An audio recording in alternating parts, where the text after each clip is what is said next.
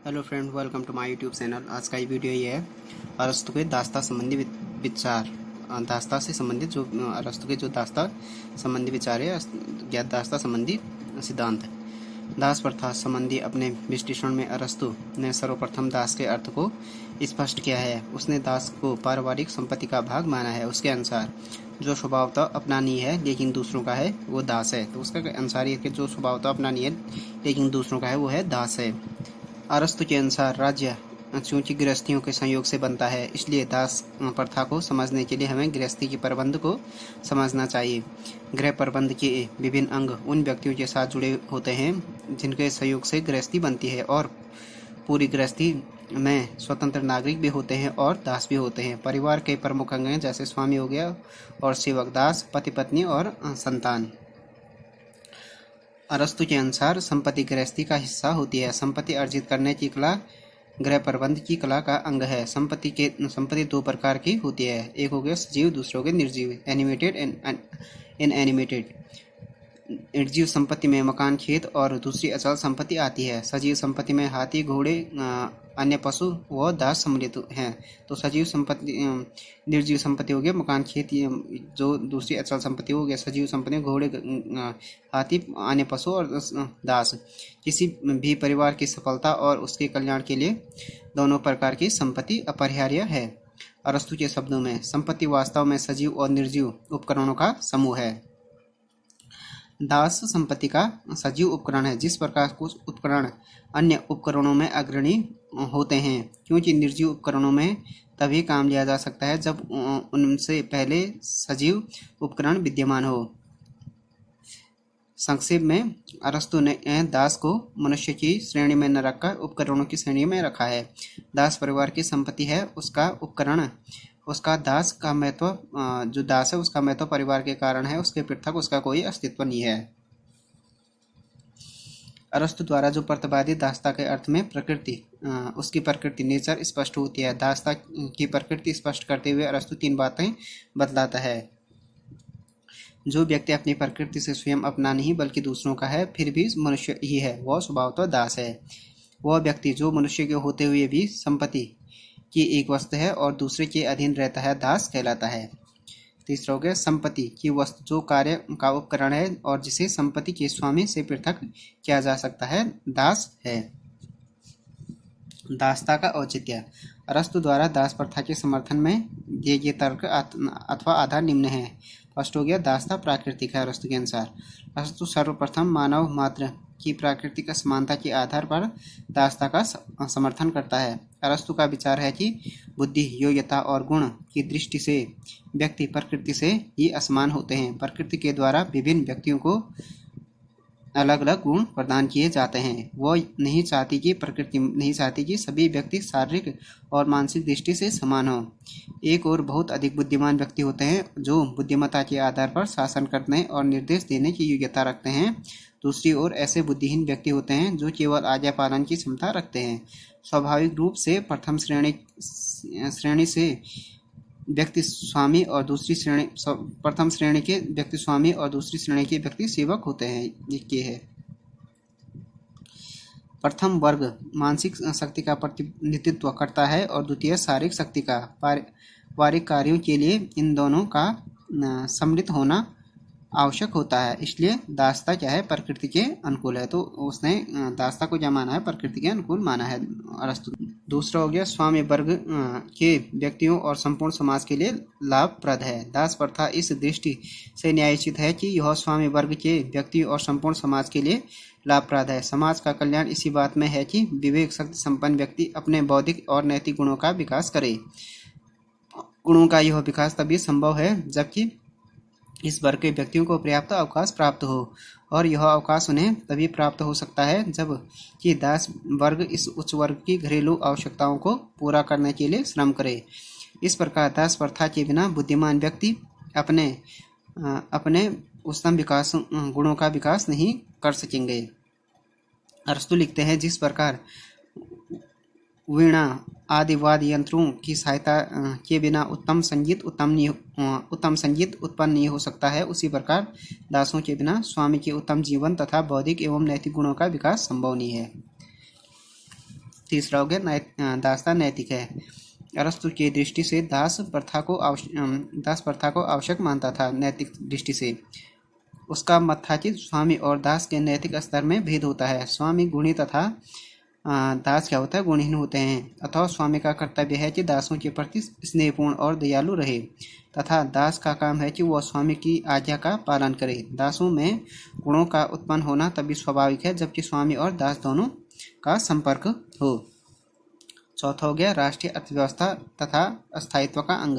अरस्तु ने एक अन्य कारण से भी दासता को उचित बताया है। उसके समय में दास प्रथा लगभग क्या हो गया संपूर्ण यूनानी जगत में प्रचलित थी अरस्तु के टाइम पे, और राष्ट्रीय अर्थव्यवस्था तथा स्थायित्व का एक अंग बन गई।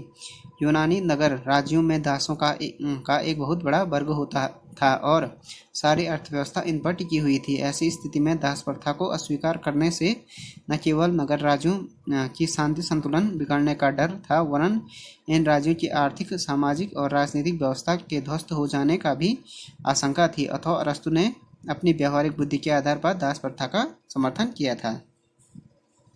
उसके बाद हो गया दासता के प्रकार। अरस्तु के अनुसार दासता दो प्रकार की होती है। एक हो गया स्वाभाविक दासता, नेचुरल स्लेवरी। दूसरा हो गया वैधानिक दासता, लीगल स्लेवरी। प्राकृतिक दास भी होते थे जिनका केवल शारीरिक विकास हुआ था और जो मानसिक दृष्टि से बुद्धिहीन थे, जबकि कानूनी दास भी होते हैं जिन्हें युद्ध में पराजित किया जाता था। अरस्तु कानूनी दासों को दास नहीं कहता था क्योंकि युद्ध सदैव न्याय संगत नहीं होते और विजय अनैतिक भी हो सकती है। अतः अरस्तु का विचार है कि युद्ध बंदियों को दास तभी बनाना चाहिए जब वे विजेताओं की अपेक्षा बुद्धि में हीन हो। तो हो गया दो प्रकार के दास बताए उन्होंने। एक हो गया वैधानिक, स्वाभाविक। दूसरा हो गया वैधानिक, नेचुरल एंड लीगल। तो लीगल जो नेचुरल स्लेवरी थी उसको वो समर्थन करते थे। लीगल स्लेवरी को कहते थे कि अगर जो युद्ध में बंदी हैं वो अगर विजेताओं की अपेक्षा हीन है तभी उनको दास बनाया जाए। अरस्तु ने दास प्रथा के सिद्धांत को न्यायोचित ठहराते हुए उस पर कतिपय मानवोचित परिसीमाएं भी लगाई हैं। ये परिसीमाएं निम्नलिखित हैं। फर्स्ट हो गया दास प्राकृतिक हैं न कि वंश परंपरा के आधार पर। दास की संतान गुणवान और स्वामी की संतान निकम्मी हो सकती है। अतः जो व्यक्ति दास होते हुए भी योग्य बुद्धिमान है उसको मुक्त कर देना चाहिए। दूसरा हो गया स्वामी को दास के प्रति किसी प्रकार का अत्याचार या क्रूर व्यवहार करने का अधिकार नहीं है। उसे दास को अपने शरीर का अंग समझना चाहिए और अपने अंग के समान ही उसके साथ व्यवहार करना चाहिए। तीसरा हो गया स्वामी को अपने दासों को यह वचन देना चाहिए कि यदि वे अच्छा कार्य करेंगे तो उनको मुक्त कर देगा। स्वामी को अपने दासों से केवल वही कार्य करवाने चाहिए जिनके करने की उसमें क्षमता हो। 5 हो गए अरस्तु दासों की संख्या बढ़ाने के पक्ष में नहीं थे, वह उनकी संख्या आवश्यकता अनुसार ही रखना चाहता है। स्वामी को चाहिए कि अपनी मृत्यु के समय पर दासों को क्या करे, दासता से मुक्त करे। 7 हो गया जैसे जैसे एक दास अपने बौद्धिक स्तर को ऊंचा उठाता जाएगा वैसे वैसे उसका मुक्ति मार्ग प्रशस्त हो जाएगा। जब उसका बौद्धिक स्तर स्वामी के बराबर हो जाएगा तो उसे स्वतंत्र कर दिया जाएगा। अब हो गया अरस्तु का जो दासता संबंधी विचार है उसकी कुछ आलोचनाएं हैं। फर्स्ट हो गया अरस्तु के दास प्रथा संबंधी विचार निश्चित रूप से त्रुटिपूर्ण है। उनकी निम्नलिखित आधारों पर आलोचना की जा सकती है।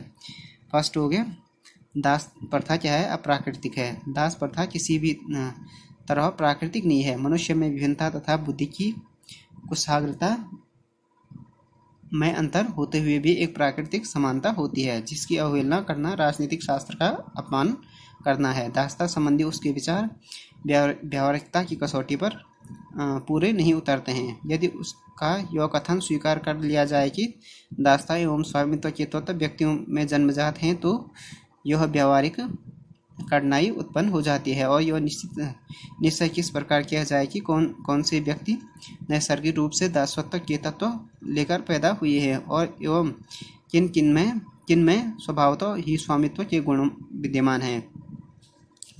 अरस्तु में प्राकृतिक दास एवं स्वामी के चयन की कोई सफल विधि नहीं दे सका। दूसरा हो गया मानव समूह का विभाजन असंभव है। इसके द्वारा प्रतिवादी दास प्रथा का औचित्य पूर्ण रूप से इस मान्यता पर आधारित है कि मानव समूह को गुण और योग्यता से युक्त उच्च वर्ग एवं बुद्धिहीन निम्न वर्ग में विभाजित किया जा सकता है, किंतु मानव समूह को इस प्रकार के दो वर्गों में विभाजित करना और किसी व्यक्ति या व्यक्ति समूह के संबंध में यह पूछना कि वह गुण और योग्यता से बुद्धिहीन बिल्कुल हीन है, संभव नहीं है। वाकर ने कहा है कि यदि दास को किसी दृष्टि से मानव समझा जाता है तो उसे सभी दृष्टियों से मानव समझा जाना चाहिए, और उसे यदि मानव मान लिया जाए तो यह उसे पूर्ण रूप से विवेक बुद्धि शून्य दास मानने की उसकी धारणा का खंडन करता है, जिसके आधार पर अरस्तु ने उसे दास बनाए रखने न्यायोचित ठहराया। दूसरा हो गया अव्यवस्था और तीसरा हो गया उपव्यवस्था और उपद्रव का कारण। अरस्तु समाज को स्वामी और दास इस प्रकार के दो वर्गों में विभाजित करता है। समाज को इस प्रकार दो वर्गों में विभाजित करने का परिणाम अव्यवस्था और उपद्रव ही हो सकता है। विभाजन का सर्वमान्य मापदंड नहीं है। यदि यह मान भी लिया जाए कि मानव समूह को इस प्रकार के दो वर्गों में विभाजित करना संभव है, तो यह कठिनाई आती है कि एक विशेष व्यक्ति को इन दोनों वर्गों स्वामी और दास में से किस वर्ग में रखा जाए। अरस्तु का यह विचार नितांत अव्यावहारिक प्रतीत होता है कि प्रकृति स्वस्थ और पुष्ट शरीर दासों को देती है और दुर्बल शरीर किंतु विवेक युक्त मन स्वामी को देती है। अरस्तु के इस कथन से ऐसा ध्वनित होता है कि प्रकृति के पास ऐसा कोई यंत्र है जिससे वह स्वामी और दास वर्ग को अलग अलग सांचे में ढाल सकता है। इस आधार पर स्वामी और दास की खोज करना न केवल हास्यास्पद होगा वरन मूर्खतापूर्ण भी होगा। उसके बाद हो गया पांचवा विरोधाभास से पूर्ण। अरस्तु के दास प्रथा संबंधी विचारों में अनेक विरोधाभास भी हैं।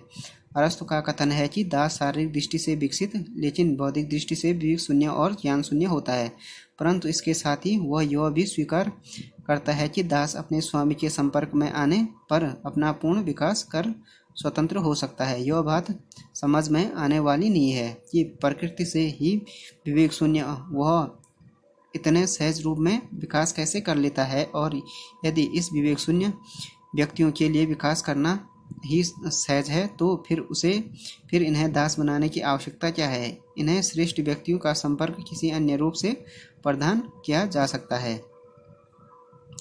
जातिगत अहंकार से पूर्ण। अरस्तु के दासता संबंधी विचारों में स्वार्थ की नहीं जातिगत अहंकार भी व्यक्त होता है। उसका यह कथन कि कदापि युक्तिसंगत नहीं लगता है कि यदि युद्धबंदी बर्बर हो तो उन्हें दास बनाना उचित है, किंतु यूनानी हो तो नहीं। प्रोफेसर थियोडोर ने कहा कि दासता के बचाव के नाम पर यहाँ जातिगत अहंकार की पुष्टि की गई है। फ्रेंड्स, ये वीडियो हो गया अरस्तु का जो दासता संबंधी विचार है उसके बारे में। Thanks for watching this video. If you like this video please subscribe my channel and like share and comment on this video.